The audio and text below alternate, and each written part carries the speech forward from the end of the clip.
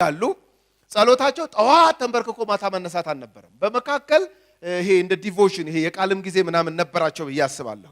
በምን አወቅ ይሄን ካላችሁኝ ስንተኛው ቀን ላይ እንደሆነ አላቅም። ከ10ሩ ቀን ውስጥ ምክንያቱም 40ኛው ቀን ላይ ነው ሲሄደው በዓለ 50 10 ቀን ነው የቀረው። በ10ሯ ቀን ውስጥ ተሰብስበው እየጾሙ እየጸለዩ ያሉ ወደ 120 ሰዎች እንደነበሩ ምዕራፍ 1 ቁጥር 15 ይናገራል። በዛ መካከል ጴጥሮስ በመካከላቸው ቆሞ ይላል። አሁን እንግዲህ ተመልከቱ። ጸሐፊው ሉቃስ ማለት ነው የሐዋርያት ሥራ ጸሐፊ ጴጥሮስን ሜንሽን ማድረግ ጀመረ። አሁን ገና ምዕራፍ 1 ላይ ጴጥሮስን በመካከላቸው ተነስቶ ሚል ቃል አለ።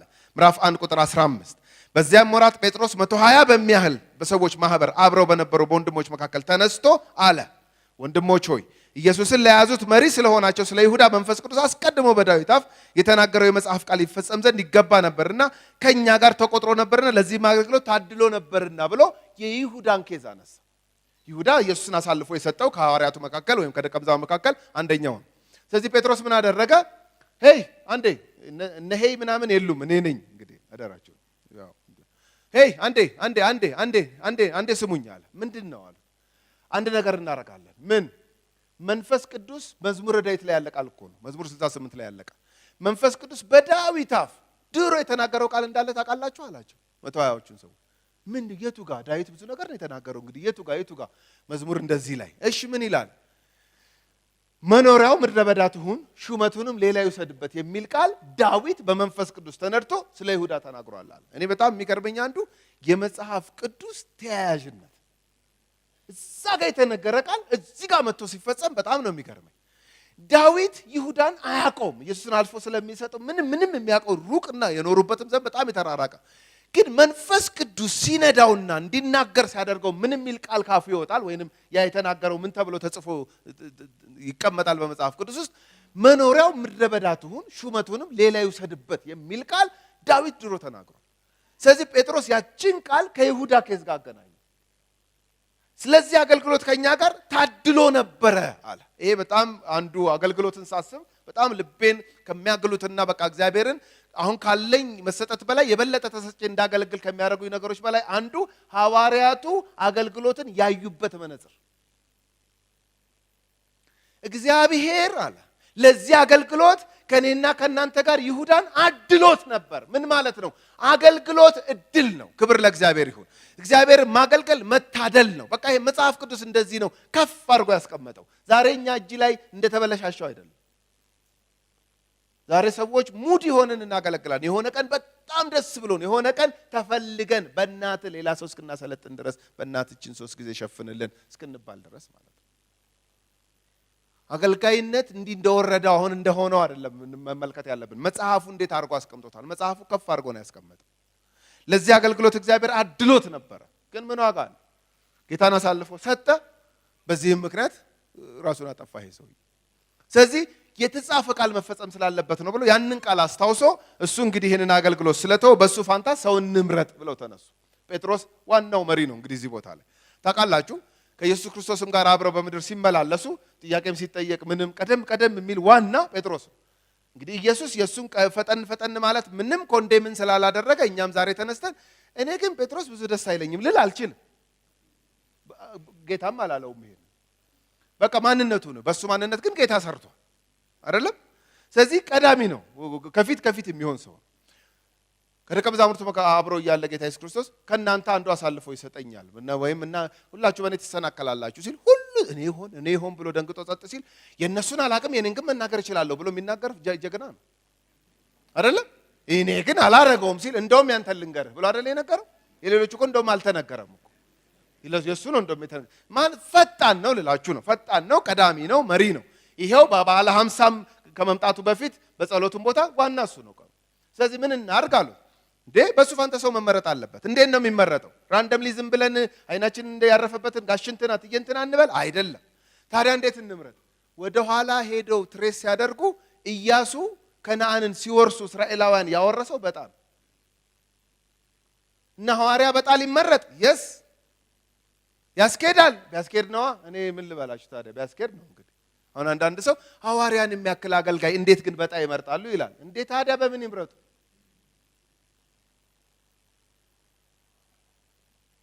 ስለዚህ ዕጣ የሚወጣለት ሰው ከኛ ጋር አንዱ ምስክር ይሆናል። የምን ምስክር? የትንሣኤው ምስክር። ተመልከቱ ምዕራፍ 1 ቁጥር 22 ላይ ከኛ ጋር የትንሣኤው ምስክር ይሆን ዘንድ ይገባል። ይሄ የሚመረጠው ሰውዬ ለምን የትንሣኤው ምስክር ተባለ? የሞቱ ምስክር ለምን አልተባለም? የስቅለቱ ምስክር ለምን አልተባለም? በኢየሩሳሌም የተካደው ትንሣኤው ብቻ ነው። ሌላውማ ታምኗል። አልፎ መሰጠቱ ይታወቃል። አገር እያየ ነው አልፎ የተሰጠው። መሰቀሉ ይታወቃል። መሞቱ ይታወቃል። የተካደው ምንድን ነው? ትንሣኤው ነው። የክርስትና ቁልፉ ደግሞ ትንሣኤ ውስጥ ነው። እንዴት ነው የተካደው ትንሣኤው? እንዴ ወታደሮቹ አይናቸው እያየ ኢየሱስ ሲነሳ ደንግጠው አለቆቻቸው ጋር ሄደው እንደተናገረው ተነሳ፣ እንደተናገረው ተነሳ። ዝም በል ይሄ አይወራም፣ ዝም በል አይደለም ያሏቸው። እንዴ ዝም በል ይሉናል እንዴ? ተነስቷል አይደል ይባባሉ ሁለት ወታደሮች። እኔ አይቻለሁ እንግዲህ ተነስ፣ ዝም በል እስቲ ዝም በል ተረጋጋ፣ በሌሊት አትነጅሰን፣ ዝም በል ዝም በል። እሺ ዝም እንበል። ዝም ቀስ ብለው አዋራቸው። ምንድን ነው የሆነው አላቸው። አይ እኛ እየጠበቅን እያለን ተነሳ። ዝም በል ጠይቀኸኝ እኮ ነው ራስህ እኮ አለቃው ማለት ነው። ጠይቀኝ፣ ቆይ ዝም በል አለና ተመካከሩና ምን ብለው ይወስናሉ? እኛ ጠበቅነው ይሄ ቀጣፊ ዋሾ ነው አይነሳም ብለን ደክሞን ስንተኛ ደቀ መዛሙርቱ ሌሊት መጥተው አስከሬኑን ሰረቁትና ስንነሳ ባዶ ሆኗል ብላችሁ ይሄንን ከተማ ውስጥ ንዙት፣ ለዚህ ደግሞ ገንዘብ ይሰጣችኋል ተባለ። ወይኔ ግን እኮ ተነስቷል። ዝም በል አትሰማም እንዴ? ዝም በል። አያችሁ የተካደው ትንሣኤው። ስለዚህ ምን አደረጉ? ጉባቸውን ተቀበሉና አይኔን ግንባር ያርገው አልተነሳም። ደቀ መዛሙርቱ መጥተው ነው ይሰር እንዴት አፍን ከፍተህ እንዴት ትተኛለህ? ጠብቅ ተብለህ ብለ አለቆች ከእንትን ካሉ እኛ ኃላፊነቱን እንወስዳለን ብለዋቸው እነዛ የመከሯቸው ሰዎች። ስለዚህ በኢየሩሳሌም ከተማ የተወራው ምንድን ነው? አስከሬኑን ደቀ መዛሙርቱ ሰረቁት የሚለው ወሬ ነው። እውነት ኢየሱስ አስከሬኑ ተሰርቆ ነው? አይደለም፣ ኢየሱስ ተነስቷል። ይሄ ግን ተክዶ ነበረ። ስለዚህ ምን አሉ? የትንሣኤው ምስክር ይሆን ዘንድ ከኛ ጋር የሚቆጠር ሰው እንምረጣሉ። ዛሬም ቢሆን የወንጌል ትልቁ አንኳር መልእክት ምንድን ነው? ኢየሱስ መሰቀሉ መሞቱ ብቻ አይደለም፣ መነሳቱም ነው፣ ዳግም መምጣቱም ነው። ክብር ለእግዚአብሔር ይሁን። ፓኬጅ ነው እሱ። ሙሉን ካልተጠቃለለ ሞቶልሻል ብቻ አይደለም፣ ሞቶ አልቀረም። ምን አድርጓል? ተነስቶ። መነሳቱ ምንድን ነው? መስዋዕቱ በአባቱ ፊት ተቀባይነት ማግኘቱን ነው የሚያሳየው። ስለዚህ ይሄ ስለተካደ ይሄንን የሚመሰክር ሰው ከኛ ጋር ይመረጥ ተባለ። ማቲያስ ዕጣ ወጣለት፣ እሱ ሐዋርያ ሆነ። ይሄ ዕጣ ማውጣት ቀጠለ ወይ? አልቀጠለም። ሐዋርያት ሥራ ምዕራፍ 13 ላይ ሄዳችሁ ብትመለከቱ ሳውልንና ባርናባስን ለጠራኋቸው ሥራ ለዩልኝ ሲል መንፈስ ቅዱስን ምን አደረግ ነው? ሰማ ነው። ከበዓለ 50 በኋላ መንፈስ ቅዱስ ከወረደ በኋላ ሐዋርያቱን ጋይድ የሚያደርጋቸው መንፈስ ቅዱስ ነው። ከበዓለ 50 ከመንፈስ ቅዱስ መውረድ በፊት ባለው ግን ምንድን ነው የሚያደርጉት? ኢያሱ ምድሪቱን በዕጣ እንዳከፋፈለ በዕጣ ነበር እንደዚህ አይነት ነገሮችን የሚሰሩት። ስለዚህ እግዚአብሔር በዕጣ ያልፍ ነበር፣ ይሰራ ነበር። ይሰራ ነበር። ስለዚህ ምዕራፍ 2 ላይ ስንመጣ በዓለ 50 ሆነ። በዓለ 50 በጣም የሚገርመኝ ቀን ነው። እግዚአብሔር እንዴት በስትራቴጂ የሚሰራ በስትራቴጂ የሚያምን አምላክ እንደሆነ የምረዳበት አንዱ ሐዋርያት ሥራ ምዕራፍ 2 ነው። እንዴት ብትሉኝ ሐዋርያት ሥራ ምዕራፍ 2 ላይ በዓለ 50 ማለት አይሁዳዊ ከተበተነበት ሁሉ ለዛ በዓል ይመጣል። እያንዳንዱ አይሁድ እንግዲህ ይበተናል። አክቹዋሊ አይሁድ ብቻ ሳይሆን የእግዚአብሔር ሕዝብ ይበተናል። የሚበተን ሕዝብ ነው የእግዚአብሔር ሕዝብ። አሁንም ድረስ የሚበተን ሕዝብ ነው። የሚበተነው ለምንድን ነው? ጠባቂ ስለሌለው ምናምን ነው አይደለም። እግዚአብሔር መንግስቱን ለማስፋት ልጆቹን ይበትናል። ዛሬም ድረስ ባልጠበቃችሁት ባላሰባችሁት ሁኔታ ረግጠዋለሁ ብላችሁ የማታስቡትን ምድርና አካባቢና አየዋለሁ ብላችሁ የማታዩትን ሕዝብ እግዚአብሔር ያሳያችኋል። ትንቢት አትቀበሉ? ትንቢትም ባይሆን ይሆናል። ምን ጥያቄ አለው? በቃ ትሄዳላችሁ። ማትረግጡት ቦታ የለም። በቃ ትንቀሳቀሳላችሁ። ስለዚህ በበዓለ 50 ቀን አይሁዳዊ ተበትኖ ስለነበረ ለዛ በዓል ይመጣል። እነሱ ሁሉ በሚገኙበት ቀን መንፈስ ቅዱስ መውረዱ የእግዚአብሔር ፕላን ነው። ደግሞ መንፈስ ቅዱስ ሲወርድ ምንድን ነው የሆነው? በሁሉም ላይ እንደ እሳት የተከፋፈሉ ልሳኖች ወረዱባቸው፣ ታዩአቸው። ከዛስ ሁሉም ይናገሩ ጀመር። የሚናገሩት ቋንቋ ምንድን ነው? ከተለያየ ሀገር የመጡ አይሁዳውያን የሚናገራቸው ሄደው የሚናገሩትን ቋንቋ ነው የሚናገሩት። መንፈስ ቅዱስ በወረደ ቀን ከተለያየ ሀገር የመጡ ሰዎች ወንጌልን እንዲሰሙ ነው እግዚአብሔር ያደረገው። ማለት ይሄ ወንጌልን ማሰራጨት የእግዚአብሔር ሚሽን ነው፣ የእግዚአብሔር ቢዝነስ ነው። ስለዚህ ሁሉም ከመጣበት አሁን ከጣሊያን የመጣው እዛ የገሊላ ሰዎች ናቸው። እዛው ኢየሩሳሌም የነበሩ ከዛ ያልወጡ ናቸው። ጣሊያን መጥቶ አያውቅም። ግን በጣሊያንኛ ታታታታታታ ሲል ይሄ ሰውዬ ሮም መጥቶ ያውቃል ይላል። አያውቅም። ግን እኮ ጣሊያንኛ ነው የሚለው ታውቃለህ? ጥርት ያለ ጣሊያንኛ አይገርምም? ታውቀዋለህ? ይሄን ሰውዬ ጣሊያን ይሄ ጣሊያን መጥቶ አያውቅም። ግን በጣሊያንኛ ይናገራል። ከሊቢያ የመጣው እንደዚህ፣ ከቀሬና የመጣው ከተለያየ ቦታ የመጡት ሁሉም በሀገራቸው ቋንቋ እነዛ እዛ ያሉ ሰዎች ሲናገሩ ይሰሟቸዋል። አንዳንድ ደፋሮች ስካር ነው አሉ። አንዳንዶች ደግሞ ኖ ይሄ ስካር አይደለም፣ የፈለገ ብደፍር እኔ ይሄን እንኳን አልደፍርም፣ ምክንያቱም የእግዚአብሔርን ታላቅ ስራ ሲናገር እየሰማሁት ስካር ነው ልል አልችልም። ስለዚህ ለሁለት ተከፈሉ እነዛ ሰዎች። ስካር ነው አይደለም፣ ሰክረው ነው አይደለም። ጠዋቱ 3 ሰዓት እኮ ሰክረው ነው አይደለም። ግርግር ሲፈጠር አቤት ለጴጥሮስ ሲመቸው እንደዚህ አይነት ነገር ብድግ አላ። ጀግና አይደለም? አንደኛ እኮ ነው። በቃ ይመጣና ይላቸዋል የሆነ ነገር ሲፈጠር አንዴ። አሁን እዚህ ጋር እኔ ያጨበጨበሉ ይመስለኛል። ነበርክ አልነበርኩም ልኖርም አልችልም፣ ግን እገምታለሁ። ምን ችግር አለ? በሁለቱ በተከፈሉ ሰዎች መካከል አንድ ያጨበጨበና አንዴ አዳምጡኝ አለ።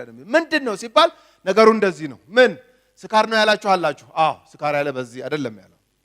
ስካር ነው ያላችሁ አላችሁ? አዎ። የእግዚአብሔርን ታላቅ ስራ ደግሞ በቋንቋችን ሲናገሩ ሰምተናል ያላችሁ አሉ? አዎ። ይኸውላችሁ ነገሩ እንደዚህ ነው አላቸው። ምን እናንተ አይሁዳውያን ናችሁ? አዎ። ይሄ አይሁድ በዓል አይደል? እንደ አሕዛብ እኮ እዚህ በዓል ላይ አይመጣም ታውቃለህ። ልክ ነው አውቃለሁ። አይሁዳውያን ናችሁ? አዎ። የብሉይ ኪዳን መጽሐፍትን ታውቃላችሁ?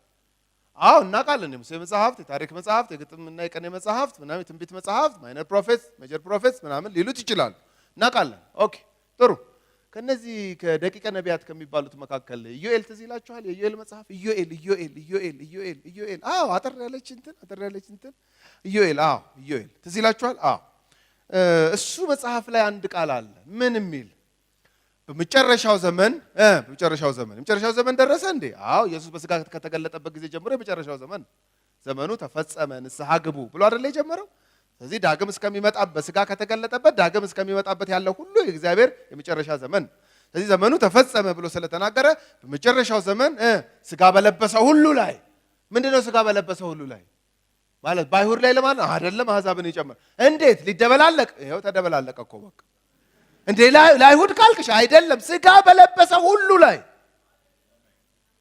እንደዚህ የሚል ቃል አንተ አላነበብኩም እንዴ? እስከ ዛሬ እኔ እንጃ ዘልዮ ይሆናል እንግዲህ። እኔ ምን አውቃለሁ? እኔ እኮ ይገርምሃል፣ እኔ ደስ የሚለኝን ነገር ነው እንጂ እኮ የሚይዘው አንዳንዱ ነገር እኮ አልይዘው። ስጋ በለበሰ ሁሉ ላይ የሚል ቃል አለ። የስ ትንቢተ ኢዮኤል ምዕራፍ 2 ቁጥር 28 ጀምሮ እንደዚህ የሚል ቃል አለ። አዎ እውነት እርግጠኛ ነህ? አዎ በደንብ አዳምጡኝ። እናንተ የመጽሐፉ ባለቤት ስለሆናችሁ ነው የምነግራችሁ። ለአሕዛብ ይሄ አይነገርም።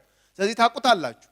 ምን ይላል እስቲ ንገረን። ስጋ በለበሰ ሁሉ ላይ መስፈርቱ ምንድን ነው? ስጋ መልበስ። ስጋ መልበስ ምንድን ነው? በእግዚአብሔር አምሳል መፈጠር። በእግዚአብሔር አምሳል መፈጠር ሰው መሆን። በቃ አለቀ። አይሁድነት አይደለም፣ አሕዛብነት አይደለም፣ ሴትነት አይደለም፣ ወንድነት አይደለም፣ ባለጠጋ መማር አለመማር ነው። ስጋ መልበስ ብቻ ነው መስፈርቱ። ስጋ በለበሰ ሁሉ ላይ ከመንፈሴ አፈሳለሁ ብሎ ተናግሮ ነበረ። እሱ ቃል ነው የተፈጸመው እና እሱ መንፈስ ነው በእኛ ላይ። ኧረ እባክህ! አዎ አያችሁ፣ የጴጥሮስን አካሄድ አያችሁ። ምዕራፍ 1 ላይ የይሁዳን ታሪክ ከመዝሙር ጋር አገናኙ። አሁን የበዓለ ሀምሳን ታሪክ ከኢዮኤል ጋር አገናኙ። አንዱ እንግዲህ ሐዋርያት ሥራ መጽሐፍ ላይ በጣም ምን ያስደንቃል ወይንም ምን ሌሰን አግኝተሃል ብትሉኝ፣ የእግዚአብሔር ቃል እውቀታቸው በጣም ነው የሚያስደነግጥ። ያውቃሉ፣ ስክሪፕቸር ያውቃሉ። በቃ የእግዚአብሔርን ቃል ያውቃሉ። ሰዎች የእግዚአብሔርን ቃል ካላወቁ ለመሳት ቅርብ ናቸው። ምክንያቱም ምንም ስታንዳርድ የላቸው፣ ምንም መለኪያ ፊልተር የሚያደርጉበት ነገር የላቸው። የትኛውም ሙቭመንት የትኛውም እንቅስቃሴ ልክ ነው። በተለይ ለነሱ እንዲህ ሳውንድ ካረገላቸው ነው ደስ ካላቸው በቃ አሪፍ ነው፣ ይሄማ የጌታ ነው ይላሉ። የጌታ ነው ለማለትም ላለማለትም መለኪያው ያስፈልጋል። ስለዚህ አሁን ጴጥሮስ አካሄዱን ስመለከተው የእግዚአብሔርን ቃል ያውቃል። ትንቢተ ኢዮኤል እንዴት አድርጎ እንደተፈጸመ አወቀው። ከዛ ይሄንን ነገራቸው። እሺ እዚህ ጋር ለምን አላቆመም ብትሉኝ፣ መልእክት ወይንም ወንጌል ወይንም የእግዚአብሔር መንግስት መልእክት እዚህ ጋር አይቆምም። ማሰሪያ አለው፣ መቋጫ አለው። ሄዶ የሚታሰርበት አንድ መደምደሚያ አለው። እሷ መደምደሚያ ላይ መድረስ አለበት። ስለዚህ አሁን ለነዚህ ሰዎች በበዓለ 50 ቀን በትንቢተ ኢዮኤል ላይ የተነገረው ቃል ነው የተፈጸመው። ስለዚህ እሱ መንፈስ ነው በእኛ ላይ የወረደው ምናምን ብሎ ቢነግራቸው ይገርማል። እድለኞች ናቸው፣ መንፈሱ በእናንተ ላይ ወረደ፣ ኦኬ ኢንጆይ ኢት ቻው ብሏቸው ሊሄዱ ይችላል። ስለዚህ መልእክት እዚህ ጋር አይቆምም፣ ወንጌል እዚህ ጋር አይቆምም። ታዲያ ምን አደረገ ጴጥሮስ? እንዲህንን እድልማ ሚስ አላደርግም፣ ይሄ ሁሉ ሰው አፉን ከፍቶ እየሰማኝማ የመጨረሻው ፖይንት ላይ አደርሳቸዋለሁ አለና አንድ ነገር የመጣለት ይመስለኛል። አሁን እነዚህ ሰዎች በዓለ ሃምሳን ሊያከብሩ ነው የመጡት። ስለዚህ ኢየሩሳሌም ሲገቡ መጀመሪያ የሚሰሙት ዜና ምንድን ነው? መሲህ ነኝ ብሎ መጥቶ አንዱ ተነስቶ አይገርምም? ተሰቀለ፣ ከዛስ ተቀበረ፣ ከዛስ ሞተ፣ ከዛስ በሶስተኛው ቀን እነሳለሁ ብሎ አሳሳሽ ስለሆነ ይነሳል ተብሎ ሲጠበቅ ወታደሮቹ እንቅልፍ ወስዷቸው እያለ ደቀ መዛሙርቱ ሌሊት ቀስ ብለው ሸውደው መጥተው አስከሬኑን ይዘው ሄደው ተነስቷል ብለው አስወሩ። ግን አልተነሳም የሚለው ወሬ ነው ከተማውን የሞላው። ስለዚህ በዓለ ሃምሳን ሊያከብር የመጣ ሰው የሚኖረው መረጃ ምንድን ነው? አስከሬኑ የተሰረቀ አንድ መሲህ፣ ደቀ መዛሙርቱ የሰረቁት አንድ መሲህ የሚል ታሪክ ነው እንጂ ተነስቷል የሚለው አይደለም። ስለዚህ ጴጥሮስ እዛ ጋር ማምጣት ስላለበት መልእክቱ ምን አደረገ? ቀጥሎ እንዴት ተናገረ? ምዕራፍ 2 ቁጥር 22 የእስራኤልም ሰዎች ሆይ ይህን ቃል ስሙ፣ መልእክት አለኝ ነው የሚለው። አያችሁ፣ መልእክት አለኝ። ሰው ካገኘው መልእክት አለ። አይሁዳዊ ሁኑ፣ አህዛብ ሁኑ፣ የምትሰግዱ ሁኑ፣ የምትጸልዩ ሁኑ፣ ምንም ሁኑ አይዶንት ማይንድ እንደሱ አይደለም። አሁን እኔ ግን መልእክት አለኝ። ያልጨረሰም እንደ መልእክቱን እንዴት ይጨርሳል? ትንቢተ ኢዮኤል ተፈጸመ ብሎ መልእክት አለቀ ይባላል? አይባልም። ስለዚህ ስሙኝ አላችሁ። ምን ራሳችሁ እንደምታውቁ የናዝሬቱ ኢየሱስ እግዚአብሔር መካከላችሁ በእርሱ በኩል ባደረገው ታምራትና በድንቆች በምልክቶችም ከእግዚአብሔር ዘንድ ለእናንተ የተገለጠ ሰው ነበረ። እግዚአብሔር የላከው ነበረ። ኢየሱስ ማለት መሲሁ እግዚአብሔር የላከው ነበረ። እርሱንም በእግዚአብሔር በተወሰነው ሐሳቡና በቀደመው ዕውቀቱ ተሰጥቶ በአመፀኞች እጅ ሰቅላችሁ ገደላችሁት አላቸው። ምክንያቱም በአላህ ከብሮ ከመጡ ሰዎች መካከል የኢየሩሳሌም ሰዎችም ስላሉ እነሱንም ነው አድሬስ እያደረገ ያለ። አክቹአሊ አሁን እናንተ ገደላችሁ ሰቀላችሁት የእግዚአብሔር የዘላለም ሐሳቡም ነው የተፈጸመው። እሱንም አውቃለሁ። እግዚአብሔር የላችሁ የእናንተ ክፋት ብቻ አይደለም እምላችሁ፣ የእግዚአብሔርም ሐሳብ ነው በሱ ውስጥ የተፈጸመው። ስለዚህ እናንተ ገደላችሁት። ከዛስ እግዚአብሔር ግን የሞትን ጣር አጥፍቶ አስነሳው። ክብር ለእግዚአብሔር ይሁን። አስከሬኑ ተሰረቀ የሚለው ወሬ ውሸት ነው። እኔ ባይኔ አይቻለሁ፣ እኔ ምስክር ነኝ እያለ ተነስቷል ኢየሱስ። ስለዚህ ያንን የሞት ጣር አጥፍቶ አስነሳው፣ ሞት ይዘው ዘንድ አልቻለምና። በምን አወቅክ የምትሉኝ ከሆነ በመጽሐፋችሁ አላቸው። አሁን ደግሞ መዝሙረ ዳዊትን ጠቀሰ። መዝሙር 16 ምንድነው የሚለው? መዝሙር 16 ዳዊት ስለ እርሱ እንዲህ ይላልና። አያችሁ፣ እነዚህ ሐዋርያት የኦልድ ቴስታመንት መጽሐፍትን ኢንተርፕሬት የሚያደርጉበት ወይም የሚያዩበት መነጽር ምንድነው? ኤቭሪ ቴክስት ኢዝ አባውት ክራይስት። ክብር ለእግዚአብሔር ይሁን። ይሄንን ደግሞ ኢየሱስም ተናግሮታል። ቀድሞ ወንድማችን ሲናገር ነበር። ዮሐንስ ወንጌል ምዕራፍ 5 ቁጥር 39 መጽሐፍት ሁሉ ስለማን ይናገራሉ? ስለ ኢየሱስ ይናገራሉ። እሷን ሲስተም ነው የሚከተለው ጴጥሮስ። መዝሙረ ዳዊት 16 ላይ የተነገረው ቅዱስህን መበስበስን ያይ ዘንድ አትተወውም የሚለው ቃል ዳዊት ስለ ራሱ አይደለም። ታዲያ ስለማን ነው? ወደፊት ስለሚመጣው ስለ መሲሁ አይቶ የተናገረው ቃል ነው ብሎ አገናኘው ከሱ ጋር። እንደሰማችሁት አስከሬኑን እኛ ሰራቂዎች አይደለንም። እኛ ምስክሮች እንጂ ሰራቂዎች አይደለም። ያየነውን እንመሰክራለን። ቴስት ያደረግነውን እሱን እንመሰክራለን። ስለዚህ ዳዊት ስለሱ የተናገረው ምንድነው? ጌታን ሁል ጊዜ በፊት ያየሁት እንዳልታወክ በቀኜ ነውና፣ ስለዚህ ልቤን ደስ አለው፣ ልሳኔም ሐሴት አደረገ። ደግሞ ሥጋዬ በተስፋ ያድራል። ነፍሴን በሲኦል አትተዋትምና ቅዱስህንም መበስበስን ያይ ዘንድ አትሰጠውም። የሕይወትን መንገድ አስታወከኝ፣ ከፊት ጋር ደስታን ትሞላብኛለህ አለና፣ ወንድሞች ሆይ ስለ አባቶች አለቃ ስለ ዳዊት እንደሞተም እንደተቀበረም ለእናንተ በግልጥ እናገር ዘንድ ፍቀዱልኝ። ዳዊት አልተነሳ፣ ዳዊት ሞቶ ነው የቀረው። ዳዊት ስለ ራሱ ነው ያወራው ትላላችሁ ሊላቸው።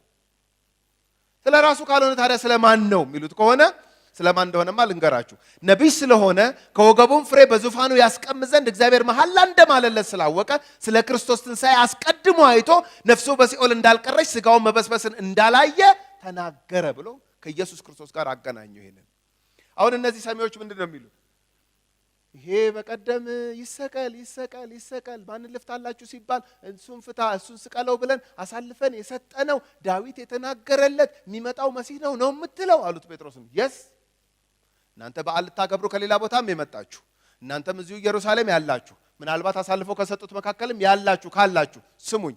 ዳዊት የወደፊቱን ትንሣኤ ተመልክቶ በክርስቶስ ያለውን ትንሣኤ ተመልክቶ ኢየሱስ ሞቶ እንዳልቀረ እሱ ደግሞ ሞቶ ካልቀረ እኛም እንደምንነሳ አማኞች እንደምንነሳ አውቆ የተናገረው ቃል ነው ብሎ መዝሙር 16ን ከኢየሱስ ትንሣኤ ጋር ሲያገናኘው እነሱ ምን እንዳሉ ተመልከቱ። ልሂድና ወደ ቁጥር 37 ይህንም በሰሙ ጊዜ ይላል ልባቸው ተነካ። ክብር ለእግዚአብሔር ይሁን። ይኸውላችሁ ወንጌል ጫፉ ድረስ ሲሰበክና ጫፉ መቋጫው ድረስ ሲደርስ ሰዎች ሊሉ የሚችሉት ነገር ይሄ ብቻ ነው። ምን ላርግ ነው የሚሏቸው። ምን ላርግ? ይህንን ደግሞ ሐዋርያት ሥራ ውስጥ በተደጋጋሚ ታገኙታላችሁ። ምን ላርግ? ኢየሱስ ክርስቶስ በትክክል ወደ ሰዎች ሲመጣና ለሰዎች ሲገለጥ ኢየሱስ ክርስቶስ መድኃኒትና ብቸኛ አዳኝ እንደሆነ ለሰዎች ወለል ብሎ ሲገባቸው ከዚህ ውጪ ሌላ ቃል ሊያወጡ አይችሉም። ምን ላርግ ነው የሚሉት። ምን ላርግ? ቁጥር 37 እንደዚህ ነው። ይህንንም በሰሙ ጊዜ ልባቸው ተነካ፣ ጴጥሮስንና ሌሎችንም ሐዋርያት ወንድሞች ሆይ ምን እናደርግ አሏቸው። ክብር ለእግዚአብሔር ይሁን። እዚህ ሌቭል ላይ ሲያደርሳቸው ነው እንግዲህ አሁን ሚሽኑን የጨረሰው ይሄ ሰው። ምን ላርግ? ጌታ ኢየሱስ ክርስቶስ በደማስቆ መንገድ ላይ ለጳውሎስ ተገለጠለት። ሐዋርያት ሥራ ምዕራፍ 9 ላይ አይደለ? ልክ ሲገለጥለት ለምን ታሳድደኛለህ? ማነህ አንተ? የምታሳድደኝ ኢየሱስ ነው። ጉድ ፈላ። አንተ ነው ማሳድደው? ምን እንዳደርግ ትፈልጋለህ? አንተ እንድታረግልኝ የምፈልገው ሶስት ነገር አለኝ። በተራ በተራ ልንገርህ አይደለም ያለው። አንተ በእኔ ምን ማድረግ ትፈልጋለህ? ምን ላርግ? እስር ቤት ጠባቂ ሐዋርያት ሥራ ምዕራፍ 16 ላይ በቃ ራሱን ሊያጠፋ ሲል ኖ እድን ዘንድ ምን ላርግ? ክብር ለእግዚአብሔር ይሁን። ጴጥሮስ አስገራሚ ሰባኪ ነው።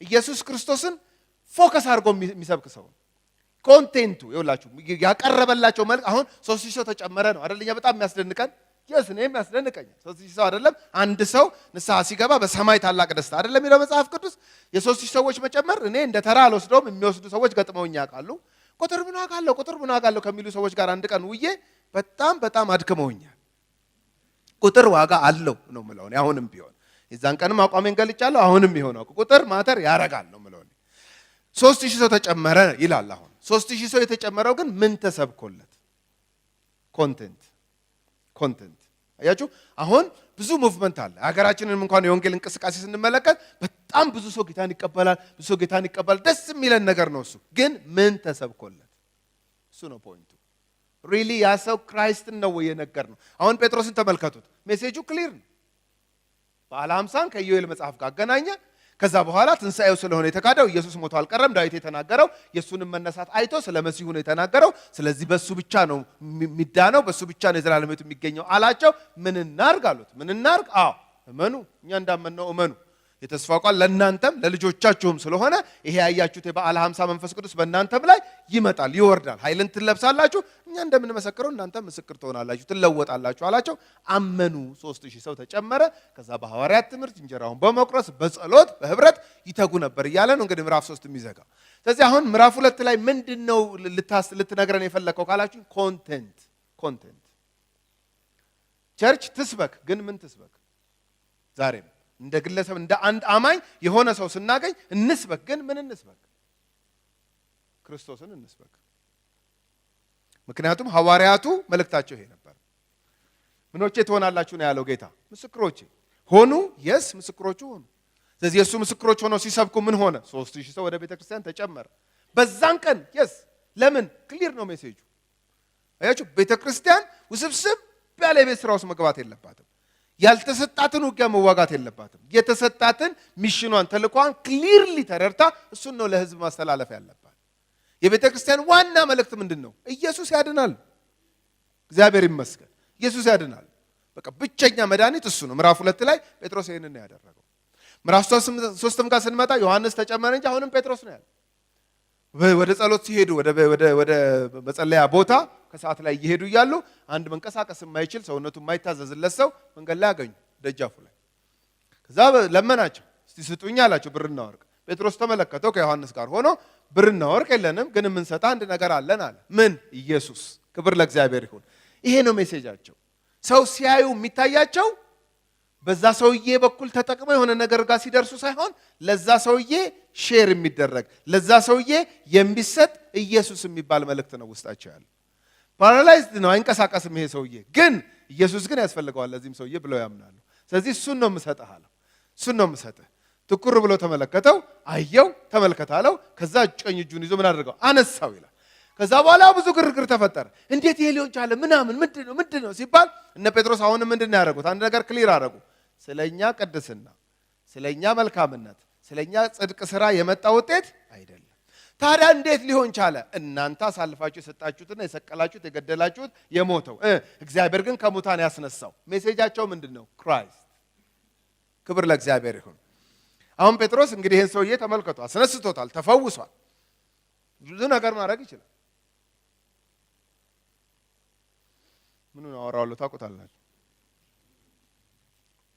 ግን እሱ ምን እንዳደረገ ተመልከቱ ምዕራፍ 3 ቁጥር 12 ላይ ሐዋርያት ሥራ ምዕራፍ 3 ቁጥር 12 ጴጥሮስም አይቶ ለሕዝቡ እንዲህ ሲል መለሰ የእስራኤል ሰዎች ሆይ በዚህ ስለምን ትደነቃላችሁ ወይስ በገዛ ኃይላችን ወይስ እግዚአብሔርን በመፍራታችን ይህ ይመላለን ዘንድ እንዳደረግነው ስለምን ትኩር ብላችሁ ታዩናላችሁ አያችሁ ሰው ትኩር ብሎ ሳያቸው ትኩር ተብሎ የሚታይ ሌላ ጌታ አለ ነው አግኝተውታል እኮ አቴንሽኑን ኦልሬዲ ሰው እኮ በቃ አሁን ያ ሰውዬ ሲመላለስ እግሩ ሲሰራ ምናምን ሲመለከቱ እንዴት ይሄ ሊሆን ቻለ እነዚህ ሁለት ሰዎች ማናቸው እነዚህ ሁለት ሰዎች እኔ እንጃ ሄዱና ጠይቋቸው መጥተው ትኩር ብለው ሳያቸው ትኩር ብላችሁ አትዩን ያለ ለምን ትኩር ተብሎ የሚታይ ሌላ አለ ይሄ ነበር ሜሴጃቸው በቃ ስለ ቅድስናችን እግዚአብሔርን ስለ መፍራታችን ይሄ እንደሆነ እንዳታስቡ ታዲያ እንዴት ሆነ እናንተ አሳልፋችሁ የሰጣችሁት የአብርሃምና የይስሐቅ የያዕቆብም አምላክ የአባቶቻችን አምላክ እናንተ አሳልፋችሁ የሰጣችሁትንና ሊፈታው ቆርጦ ሳለ በጲላጦስ ፊት የካዳችሁትን ብላቴናውን ኢየሱስን ምን አደረገው? አከበረው አለ። ክብር ለእግዚአብሔር ይሁን።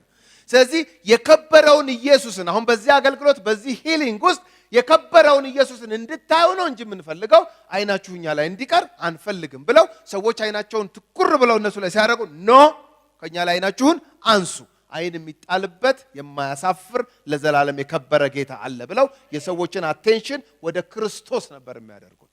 የሐዋርያቱ መልእክት ይሄ ነበር።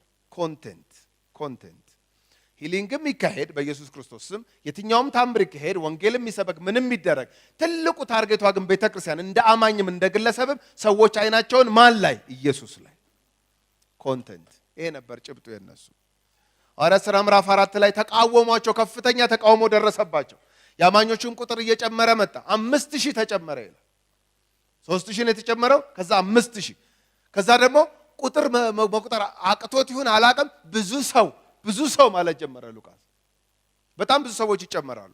ስለዚህ በዛ ከተማ ለነበሩ ሰዎች ትልቅ ፈተና ነው።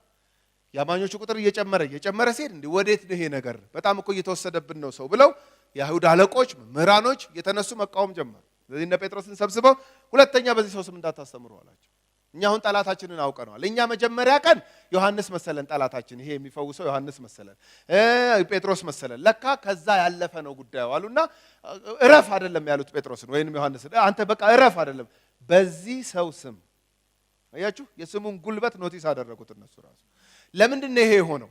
እነ ጴጥሮስ ናቸው ይሄንን ያደረጉት።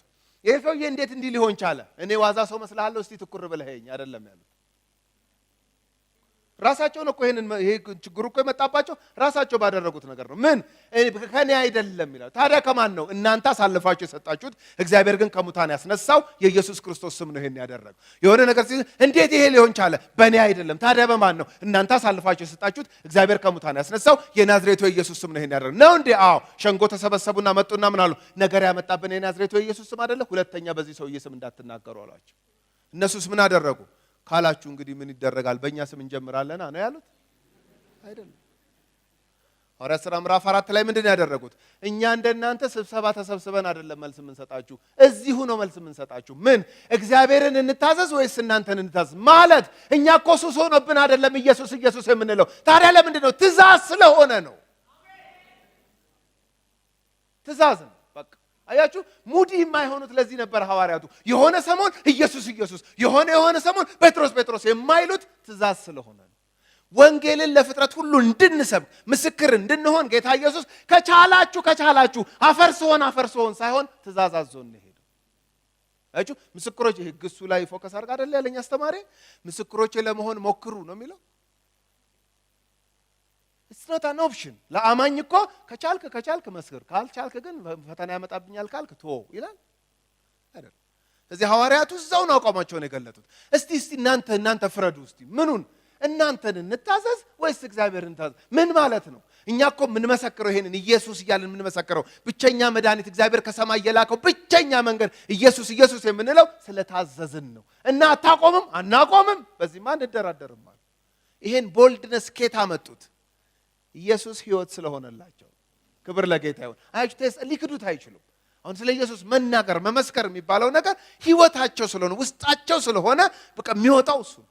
ስለዚህ አናቆምም አላቸው። አታቆምም? አዎ በቃ መታሰር አለባቸው። ታሰሩ።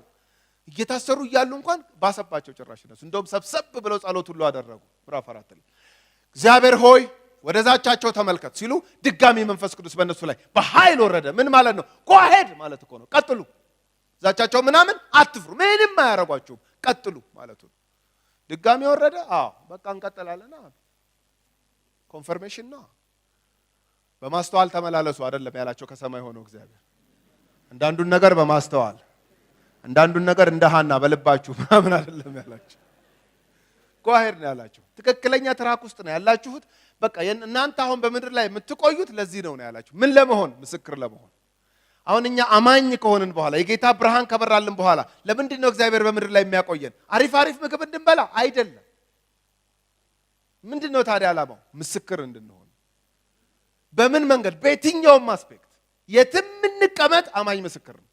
የትም ሲያወራ ምስክር ነው፣ ሲወስን ምስክር ነው፣ አላረግም ሲል ምስክር ነው፣ ሲያረግ ምስክር ነው፣ ሲናገር ምስክር ነው፣ ዝም ሲል ምስክር። የትኛውንም ነገር ሲያረግ አማኝ ባለበት ቦታ ሁሉ የጌታ ምስክር ነው። ክብር ለእግዚአብሔር ይሁን። ምስክሮቼ ትሆናላችሁ። በቃ ይሄ የነሱ የቤት ስራ ነው። ማንነታቸው ነው። በቃ ምስክር ናቸው። በቃ ዋናም አይደሉም። የመልእክቱ ዋናም አንኳር አይደሉም። የጌታ ምስክሮች ናቸው። አያችሁ፣ ምስክር እኮ ዋና አይደለም፣ መስካሪ ነው።